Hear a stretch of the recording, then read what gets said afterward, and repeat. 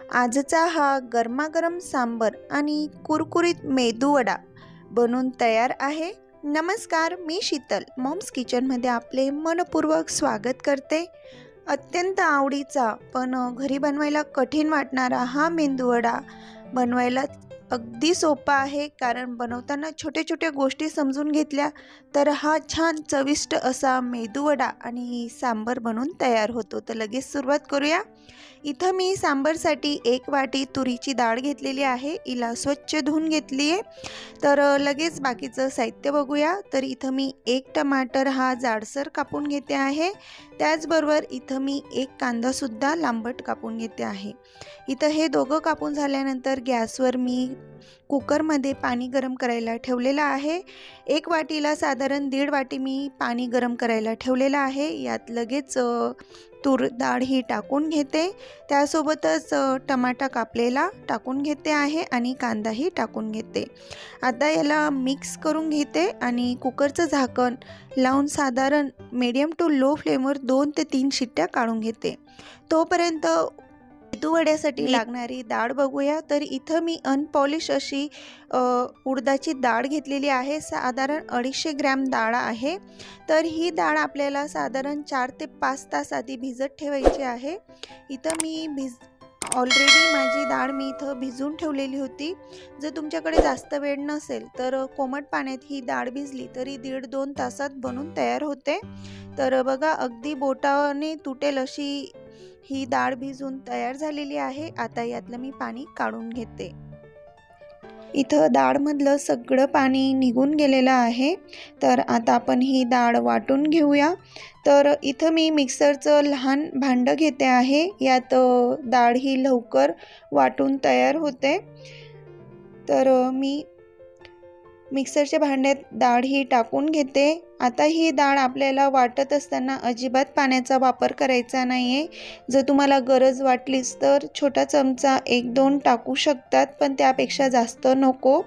तर इथं आपली डाळ ही छान वाटून तयार झालेली आहे, बघू शकतात अगदी स्मूथ तयार झालेलं आहे। तर लगेच ही डाळचं वाटण आपण एका भांड्यात काढून घेऊया। त्याचबरोबर मी बाकीची सगळी डाळ ही वाटून घेते। तर इथं आपली सर्व डाळ वाटून झाल्यानंतर चवीनुसार मीठ टाकून घेते आणि मिक्स करून घेते।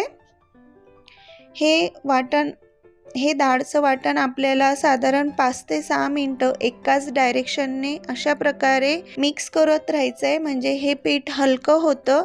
ही प्रोसेस केल्यामुळे वडा हा मस्त हलका फुलका तयार होतो आणि पीठही हलकं तयार होतं। तर थोड्या वेळाने बघू शकतात इथं पीठ हलकं झालेलं आहे।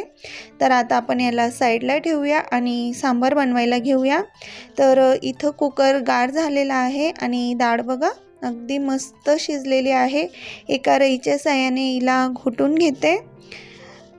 आता लगेच सांबार बनवायला सुरुवात करते। तर पातेलीत 1 चमचा तेल आणि तेल गरम झालं का लगेच कढीपत्त्याची पानं, 1 चमचा जिरं, 1 चमचा मोहरी टाकून घेतलेली आहे। मोहरी आणि जिरं छान तडतडल्यानंतर यात चिमूटभर हिंग टाकून घेतलेला आहे। त्याचबरोबर 1 कांदा बारीक चिरून टाकून घेते। कांदा आपल्याला इथं हलकासा शिजल्यानंतर लगेचच यात 1 बारीक चिरलेला टमाटा सुद्धा टाकून घ्यायचा आहे। अगदी सोपी पद्धत सांगितलेली आहे सांबार बनवण्याची। इथं कांदा टमाटा व्यवस्थित शिजल्यानंतर आता मसाले टाकून घेऊया। तर 1 चमचा लाल तिखट, 1 चमचा धना पावडर आणि अर्धा छोटा चमचा हळद टाकून मसाले सुद्धा तेलामध्ये व्यवस्थित मिक्स करून घेऊया। इथं मसाले व्यवस्थित मिक्स करून झाल्यानंतर इथं मी शेवगाचे 15-16 तुकडे हे सांबारसाठी वापरते आहे। तुम्ही हवं असल्यास तर तुम्ही यात अजून इतर फळभाज्या वापरू शकतात। आता या मसाल्यांमध्ये व्यवस्थित शेवगाच्या शेंगा व्यवस्थित मिक्स करून झाल्यानंतर लगेच यात घोटलेलं वरण हे टाकून घेते आहे आणि त्यासोबतच अजून 1.5-2 ग्लास पाणी, गरम पाणी मी यात टाकून घेते आहे। तर बघू शकतात इथं सांबार मस्त बनून तयार होत आहे। त्याचबरोबर आता यात मी टाकून घेते आहे चिंच आणि त्याचबरोबर गूळ। चिंच आणि गूळ टाकल्यामुळे ह्या सांबारला मस्त आंबट गोड अशी चव येते. अगदी ऑप्शनल आहे पण चव खूप सुंदर येते. ह्यावेळेस तुम्ही बनवताना नक्कीच ही ट्रिक वापरून बघा. यात आता मी चवीनुसार मीठ टाकून घेतलेलं आहे आणि याला एक उकळ येऊ द्यायची आहे. इथं बघू शकतात सांबारला छान उकळ आलेली आहे. उकळ आल्यानंतर लगेच यात मी एव्हरेस्टचा मसाला, सांबार मसाला हा 1 चमचा टाकून घेते आहे. याने खूप सुंदर टेस्ट येते या सांबारला. यावर मी आता बारीक चिरलेली कोथिंबीर टाकून घेते.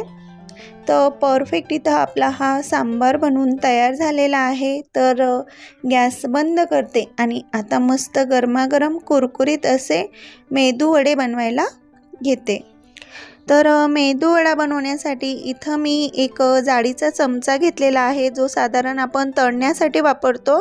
आधी आपण त्या चमच्याला पाणी लावून घ्यायचं आहे आणि मग त्यावर मेदू वड्याचं बॅटर ठेवायचं आहे.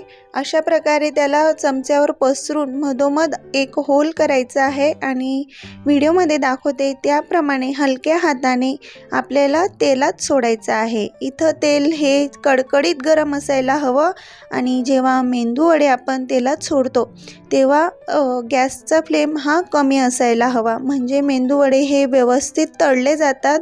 मेंदू वडे तळत असताना गॅस फ्लेम हा मीडियम टू लो फ्लेमवरच ठेवायचा, म्हणजे मेंदू वडे अजिबात फुटत नाही तेलात आणि वरून छान क्रिस्पी आणि आतून मस्त मऊसूत असे बनून तयार होतात. तर बघू शकतात इथं आपले हे मेंदू वडे छान बनून तयार झालेले आहेत. छान गोल गरगरीत दिसत आहेत. तर लगेच सर्व करूया.